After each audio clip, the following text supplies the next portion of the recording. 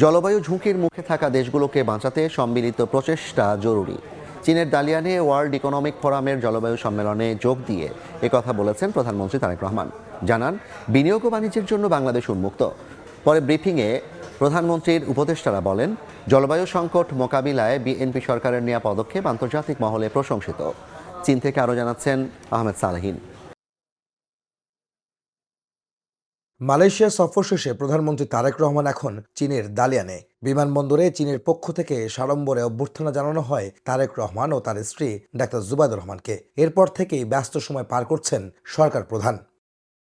মঙ্গলবার দালিয়ানে world economic ফোরামের 17তম বার্ষিক সামার দাভোস সম্মেলনে যোগ দেন সরকার প্রধান। আনুষ্ঠানিক বৈঠক করেছেন বিশ্ব অর্থনৈতিক ফোরামের প্রেসিডেন্ট ও প্রধান নির্বাহী কর্মকর্তার সঙ্গে। যোগ দেন জলবায়ু সংক্রান্ত বিশেষ আয়োজনেও। Climate resilience, climate security, climate finance নিশ্চিত করা is a key top priority.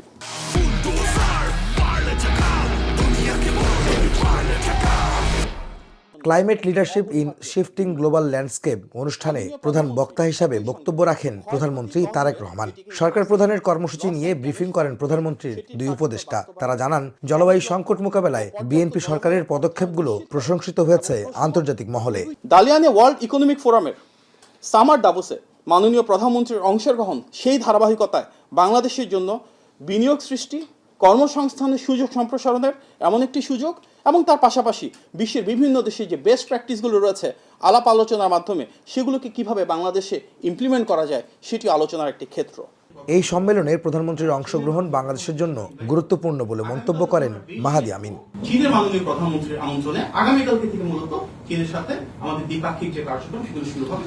এছাড়া সন্ধ্যায় চীনা প্রধানমন্ত্রী লি কিয়াং এর আমন্ত্রণে 7টি দেশের সরকার প্রধানদের নৈশভোজে যোগ দেন প্রধানমন্ত্রী তারেক রহমান। বুধবার দুপুরে ওয়ার্ল্ড ইকোনমিক ফোরামের বার্ষিক সম্মেলনের কর্মসূচিতে অংশগ্রহণ শেষে চীনের রাজধানী বেইজিংয়ে পৌঁছানোর কথা রয়েছে প্রধানমন্ত্রী তারেক রহমানের। 5 দিনের সফরে চীনে এসে ব্যস্ত সময় পার করছেন প্রধানমন্ত্রী তারেক রহমান। এই সফরে আন্তর্জাতিক ফোরামে বেশ কয়েকটি বৈঠকে অংশ নিয়েছেন তিনি, যেখানে বাংলাদেশের নেওয়া বেশ কয়েকটি পদক্ষেপ তুলে ধরে তিনি বলেন, জলবায়ু পরিবর্তন মোকাবেলা সহ বেশ কিছু পদক্ষেপের ক্ষেত্রে ভূমিকা নিচ্ছে তার সরকার। একই সঙ্গে বিদেশি বিনিয়োগ বাংলাদেশে আনার ক্ষেত্রে তার সরকার আগ্রহী বলেও জানান সরকার প্রধান। আহমেদ সালেহীন, সময় সংবাদ, চীন।